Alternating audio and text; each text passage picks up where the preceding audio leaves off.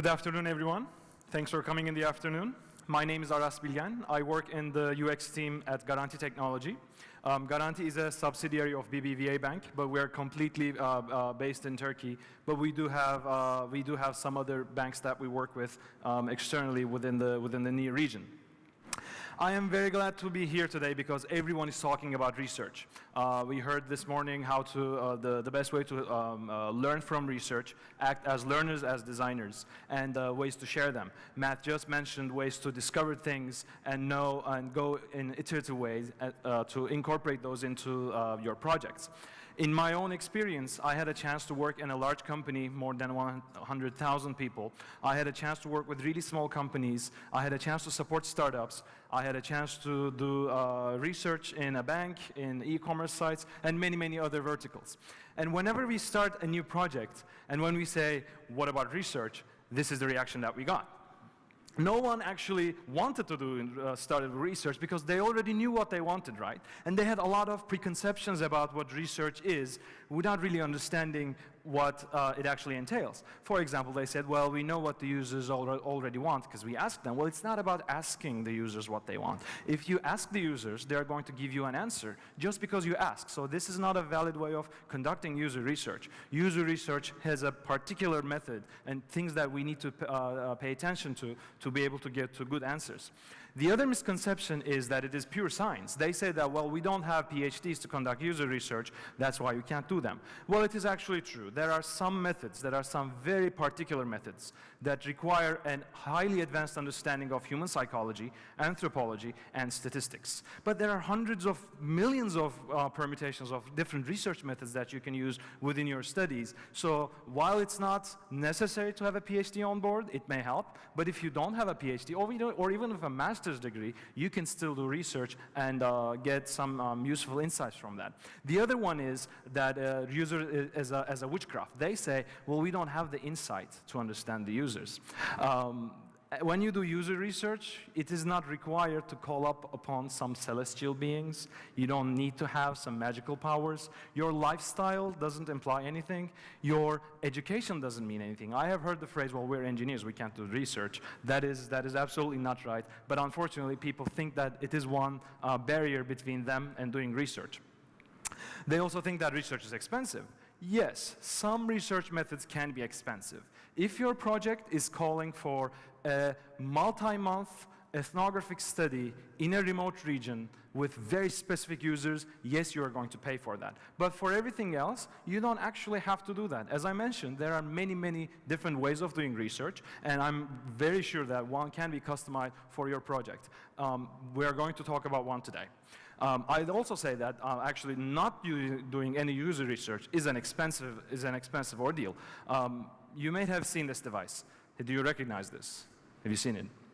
So this is a robot developed by a company called Boston Dynamics. It's an army project, and it is designed to help the soldiers when they go to the war in the field.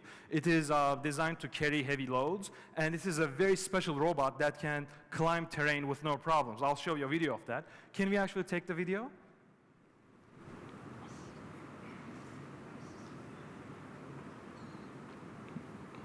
One back.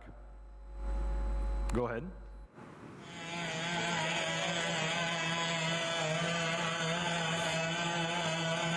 It's called a big dog.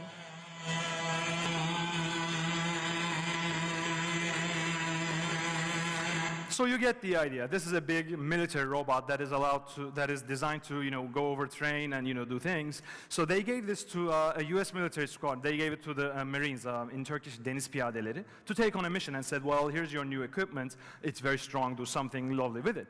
They came back a few days later and said, we don't want it. And their reason was, it's too loud. When you're a soldier doing special ops, the last thing that you want with you is a noisy diesel engine shouting and pointing at where you are. While it's great that this can carry the weight, it is absolutely of no use for the soldiers. The cost for this project was $32 million. If they actually did something very similar to this, they could have actually avoided some of that cost. This is a fantastic engineering project, fully respect to that, but it is actually not solving any user problems. But when I look at it in a retrospective, I'm glad that they did it at $32 million as opposed to $100 million. So, then no user research is definitely expensive if you do not know what you're building and if you're trying to figure it out as you're building it. So what is user research? It is very simply asking deliberate questions about a problem you care about, working with the actual users in a methodological way to find out their needs and the answers, and then discussing those findings with your team to design possible solutions. It is really this simple. We can reduce this into 3 simple steps. The first step would be, obviously, finding the problem and the questions. The second step would be to working with the users to discover those answers. And the third step would be to analyze and discuss these findings with the team. Now, here's the tricky part. Even if you do one mistake along one of these boxes, you are going to ruin the whole trail. It is because this holistic understanding of problem, possible solutions, and the insight that needs to be transferred. For example, if you start your process without a problem, if you just say, well, we'll just check out what the users want, then you're not going to get to any insights. Or in the second box, you may be using the wrong type of method for the right type of question. You may have a question and you may just say, well, yeah, we'll just do guerrilla usability testing. Guerrilla usability testing is actually an extremely hard method to get because you run the risk of talking to people that are not in your audience. We are building an enterprise app for our branches in Garanti, and it will be absolutely wrong for us to go to Canyon, grab someone randomly and say, what do you think of this user interface? We are not going to get any insights. The other wrong method could be a focus group. Focus groups, and there are many, many studies about this, are proven to lead people into a pattern of coercion that blocks them from sharing their actual experience, and it actually just turns into a chatter game. Another one would be analyzing and discussing the findings with the team. If you're writing up your research material, making a PDF, and sending it out, you're absolutely wasting that effort. The teams need to come together and understand the intricacies of what is going on with the users to be able to understand and act on those insights in a meaningful way. So, if we need to maintain this connection, what can we do? Today, I'm going to suggest you 3 simple methods that are very safe to do and I hope will be useful for you in your research. The first one would be looking at the user tracks. As people are using your product and your service, they are going to create traces in that data. You can look at that to formulate questions, formulate hypotheses, and see where things may be going wrong. And then, use a method called field immersion.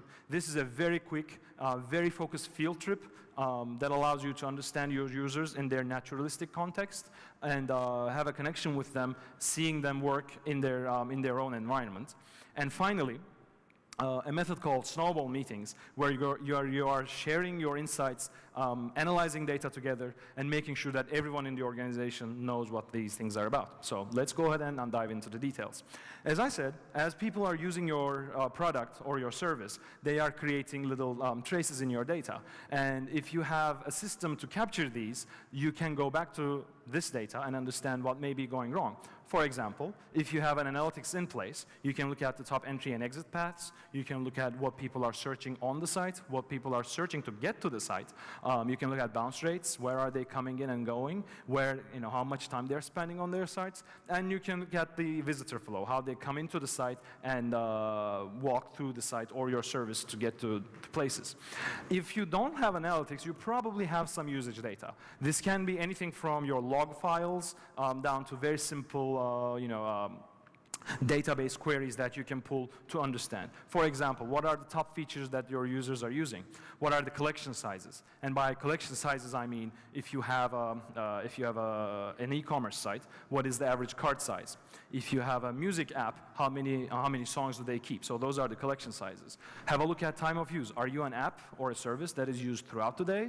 Are you a rush hour app? Are you a nighttime app? And device distribution. This is actually my favorite, especially in Turkey, because all of the executives that we work with think that the world and everyone in the world uses an iPhone 6 Plus S, the latest version.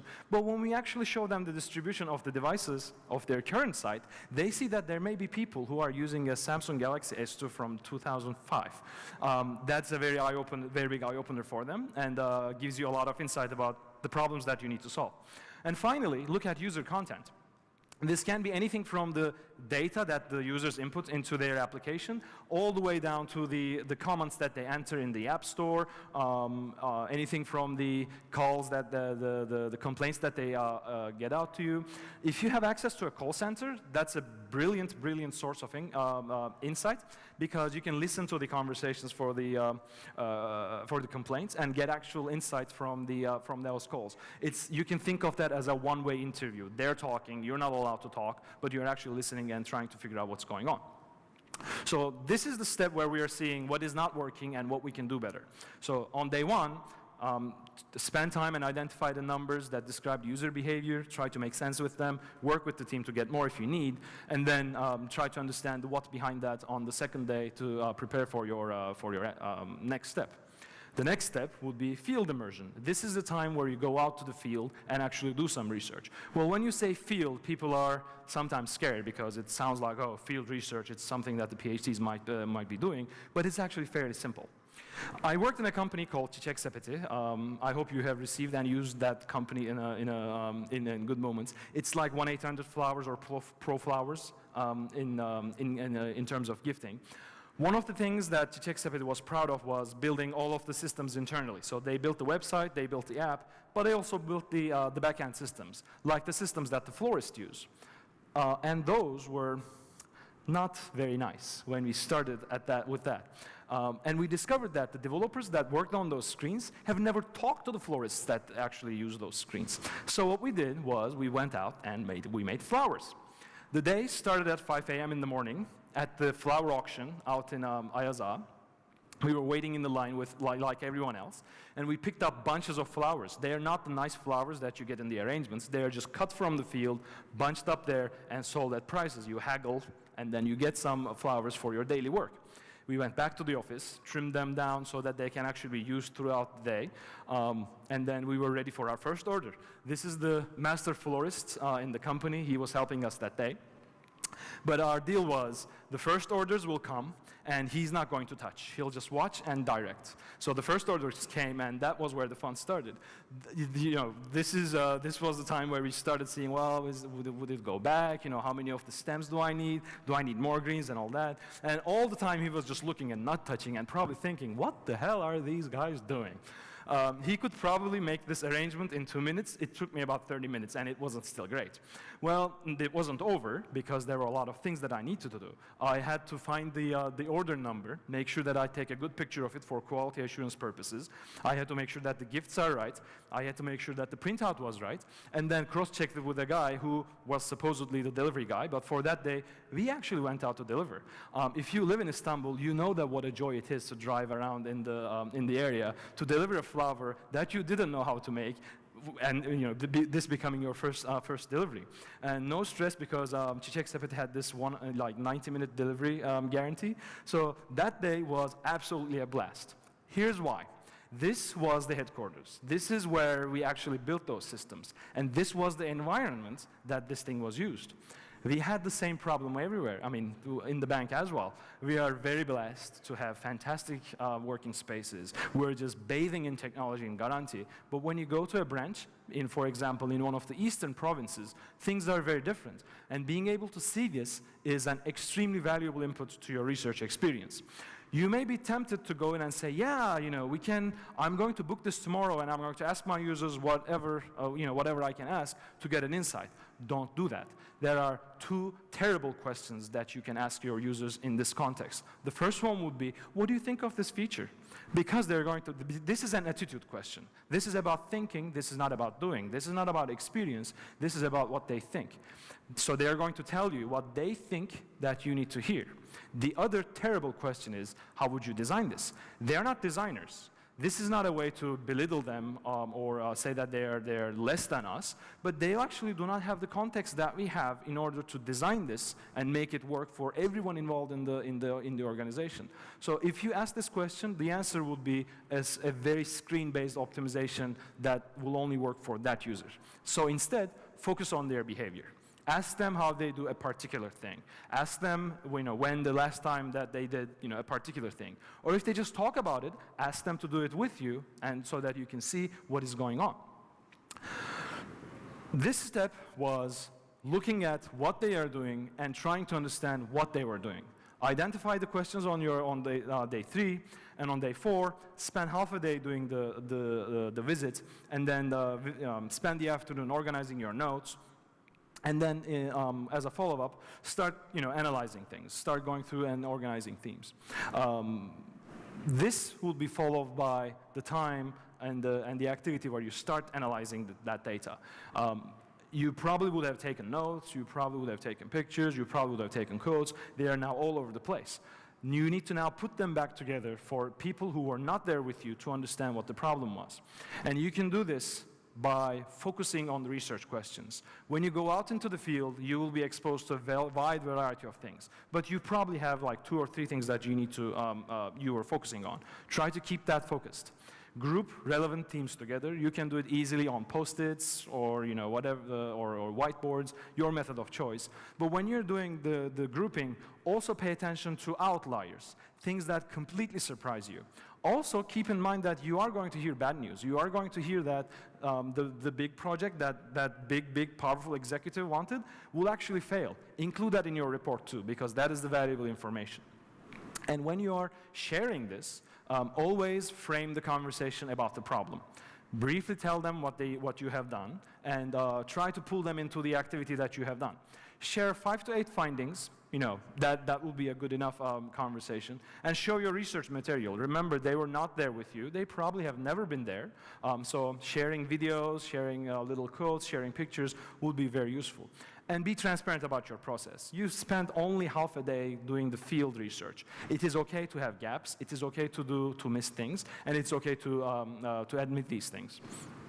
Most importantly, ask for new audiences. Do not have this meeting once. If you start with the product team, if you start with the executive team, ask where you should go next.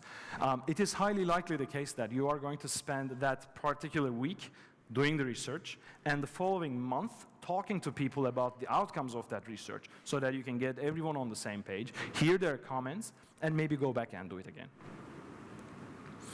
So this is the part where we said, here's the things that we didn't know, and here's what we can do. Make sure that you take your time and work on your analysis, and please spend the day to polish your presentation for those series of presentations. Include images, include pictures, and include codes wherever you can. Today, we talked about how everyone can do user research. It's very simply asking deliberate questions about a problem that you care about, and then working with the users to find those answers, and then discussing these with the teams to find possible design solutions. We talked about 3 simple methods. Going to looking at the user data to learn where things may be wrong, then working with the actual users in a very strong frame to understand why they're and what they are doing and why they are doing it, and then finally a way to share these findings with everyone else. Me and my teams have used these methods successfully with many clients. Most of them thought that research was an optional step. They thought that it was an expensive step. But we were glad that we were able to use this method to convince them otherwise. At the beginning, they were angry. They didn't like the fact that we started with research. But at the end, they were happy because we all got to work on much more interesting projects. We all got to hear a lot of interesting stories. And the things that we produced at the end were the things that we were proud of. I hope the tips that I shared with you today will be helpful for you too. And I appreciate your time today. Thank you.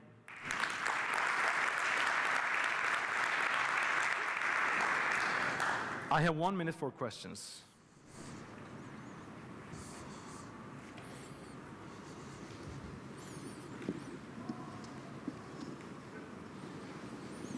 Hello. Okay. I'm from Thailand, and in my market, our clients are just not familiar with the user research, and most of them are so worried that the user research will delay their projects. And do you have recommendations for this? Most clients do ask that, and it is a real problem in most of the sectors. I would recommend that you pick a very simple method, something like this or an adaptation of this, and do not frame that as don't say the words user research to them. Just say that you're doing some comparison, but make sure that you're charging for it. This is not free stuff. If you can phrase this activity as a way that they know the value of, that's great. And I'm very, very sure that after you have done your first round, they'll actually get what it is and why they need it. Yeah, and do you also have like specific ways to show them how the user research can like be collaborative with the development that will not delay their projects? I think holding collaborative workshops would be one way, but there are many, many flavors for that. Unfortunately, I don't have time, but I'll be happy to answer your question on the side. Sure. Thank you. Thank you. Thank you so much.